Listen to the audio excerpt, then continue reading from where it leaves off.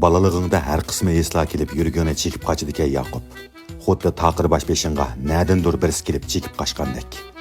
Boshlang'uchda men bilan parallel o'qiydigan bir qiz bor edi. Bizga yiroq bo'lmagan qo'shni mahallada o'tirardi.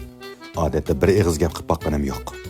Keyin gap qilishga jur'atim ham niyatim yo'q edi. Lekin bilib bilmay uning mahallasiga berib qolatdim. Bizning mahalladan o'tganda xatarlik harakatlarni qilgan qiyofatga kirib olatdim. Onunga ko'rsataman deb velosipedni keynimchilab haydashni o'rganganman. Buning qanday hissiyat ekanligini bilmaydim. Uni desang, hozirmi bilmayman. O'ylaydiganim, u ketib borgan chaqda to'ksimidagi qog'ini tosh etib so'qib tushirvassam, Yaqublarni qator turg'izib olib qanday tanqidlayotganligimni ko'rsa, to'pni osmonga tepsam, u osmonga qarg'ach o'tib bo'lgandimi tushmasa deganda xiyollar edi. Yaqub dedim men bir kuni. Avu o'ri qiz balaning so'mkasini elib qochganda, men qo'g'lab yetishgan qiyofatga kirib olib sendan elib olay. Bu ishing uchun buloqdek marmardan 5 ni olasan. Lekin qochgan chaqda ishtik, men qo'g'laganda astroq qocharsan. Xiyolimda uning so'mkasini qutuldirib olib, uningga opirib beraman-da, qo'limni yanchiqimga salgan holda uning rahmat degan gapini ilik olmay ketib qolaman deganlarni planlagan edim. Yaqub, "Nemishqa unda qilamiz?" deb so'rabmi qo'ymay, 5 marmar uchun jinim pido dedi. Marmarga erishishning bundaq yo'li borligini xiyoliga keltirmagan Yaqub taqatsizlanib tipcheklab turardi. U 4-5 qizi bilan birga ketib borardi. "Avu o'ttirdikisi shu" dedim men Yaqubga. U zanjirdan bo'shangan tayg'andek etilib borgancha uning so'mkasiga esildi. Ular nemish bo'layotganligini bilib bo'lguncha so'mka uning quliga chiqib bo'ldi. Lekin orasidagi yuqori yillikda o'qiydigan igiz bo'yliq bir seriq qiz uning gadindan ittirib yerga bosdi-da, mingisining kayni yerimiga qon qilib tushni, oldingi yerimiga palaxiltib 4-5 ni soldi. Ondan 5-ni changallab o'ltirib qolgan Yaqubning dumbisiga netchini tepdi. Yaqub davomli o'ltirishning xato ekanligini bilib, kayniga qarab pat-pat tillagancha tayoq yegan itdek salpiyib yenib keldi. "Hechqisi yo'q" dedim men ko'zlariga yosh kelib turgan Yaqubga qarab. "Hechqisi yo'q emas, balkim nihoyat yaxshi qilding.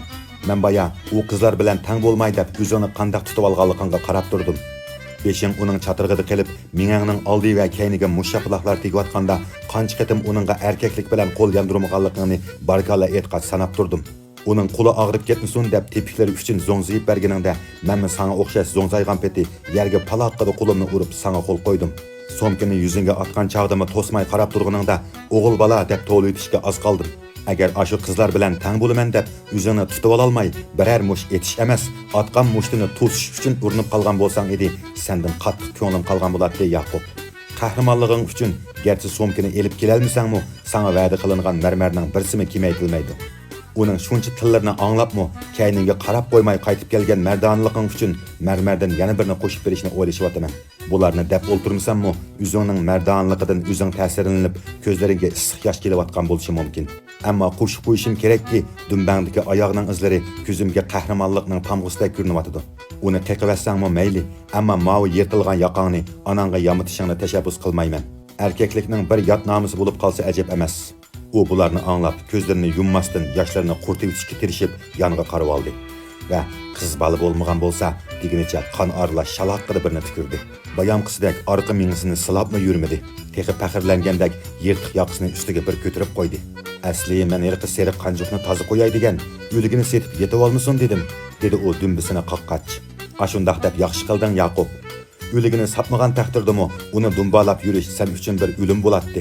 Yilimi sendan ansiraydiganim, keyin yana uningdan o'ch olaman deb uning oldini to'sib yurma. Uchirgan yerda berib yuz ko'zlariga qaras-quris dasli yutishdan o'zini qattiq tut. U demasangmi shundoq qilaman degandek ortiq gap qilmadi. Ammo Yaqub so'mkini ololmaslikqa cho'ng gap emas. Ammo ashu harakatlaringning zoya ketganligiga ichim sal echib turyapti. To'chqonga etilgan burkutdek bordingda so'mkini birdanda qo'lingga elib bo'lding. U harakatlarni sen nadan o'rgangan bo'lg'ayding? Bu men uchun yerdan bir narsa olganchilik ish", dedi Yaqub to'liq asliga kelib. "Men yerdagi o'zimning narsasini unchalik ola olmayman. Mumkin bo'lsa, ashu harakatlaringni yana bir qatim ko'rsatib qo'ysang deyman. Ammo erki seriqni ko'rsang, o'zingni tutib ololmay qolishingdan saqlanish uchun eng yaxshisi u yo'q vaqtda ko'rsatib qo'yishga ma'qul bo'l. Seriq yo'q yerda" degan gapni anglab, u xuddi hozirlik ko'rsatib qo'ymoqchidek "Ma'qul" dedi. Ertasi biz maktabdan baldurli qaytib, yana shu yerda uni saqlab turdik. Uning mahallasiga oz qolganda qolganlari boshqa ko'chaga qayrilib ketishdi. Yaqub menga ko'rsatib qo'yish uchun tunigun kedimi chaqqonlik bilan uning so'mkasini yulib va ilib mangdi. 20-30 metr qo'g'lab yetishishga oz qolganda oldimizda kelayotgan bir odam velosipedini yotqizib qo'yibla to'g'ini qovgandek oldimizni to'rib oldi. Yaqub uni mendan baldir ko'rgachga somkini tashlabla darhol o'zini oqqicha oldi. Men bo'lsam uning qo'liga o'zim tushib bergandekla tushib qoldim. U somkini bo'ynimga ortib qo'lig'imdan tortgancha qizi tarafga elib mangdi. "Avo elib kechibdi ekan, men qo'g'lab elib beray" degan dedim uningga. U texmi qattiq chujidiki, hargiz bo'shday demidi. "Men bu somkini elib nima qilaman tag'a? Men rostila qo'g'lab elib beray degan, qo'lig'imni qo'yib bering deyman." U meni so'rab qizining yeniga elib kelgandan keyin uningga qarab, "Kimi bu?" dedi. "Bizning maktabda o'qiydigan bola-ku deyman" dedi u men qarab. Men uning oldida somkisi bo'ynimga esilgan holda qo'lig'im chujilgan holatda turishni o'ylab baxmagan edim. "Adolat, dadangga tushuntirib qo'ya. Men sening sinfingning yendiki sinfda o'qiyman-ku. Gimnastikada burun sening qiypash udlingda turatdim-ku. Sen tozlik qilayotganda men bir chelak suvni sening maydoningga sepatmaganmi?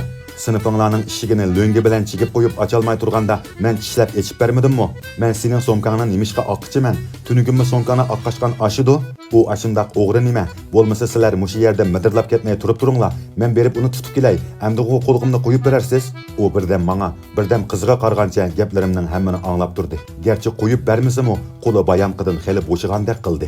"Menga" dedi u meni kayniga borab. "Meni uning uyiga boshlab oppa." Uning bundaq deyishi kimning xayoliga keldi? Agar bilgan bo'lsam, buncha vala gapni qilib yurgicha uni texmi qattiq chujib ol deb yana bir qo'lig'imni tutib bermaydimmi? U mushu atrofda yuradigan bir lalma bola. Uning uyini men bilmayman, dedim men. "Tunugin sening mahallangga kirib ketgan-ku", dedi qizmi. "Sen bilan bir mahallikdu?" "Menga", dedi dadasi meni oldiga silkib. "Uni endi nega oparsam bo'la? Yaqubning uyiga oparsam, Yaqub hammani davitidu. Hozir qassamgo qachalayman. Lekin buning bilan qutulg'in bo'lamdi. Erta meni izlab maktabga borsa, texmi satlashmamdim. Nima baloga qoldim men? Yaqub, mushtaqda bir yerlarga mukib, meni tomosha qilib o'ltiribsan-ku deyman. Sen bilan qilgan bir ishni qamlashib boqqanini ko'rmadim. Mushlarni o'ylag'ach, uni kenimga selib ketib boratdim.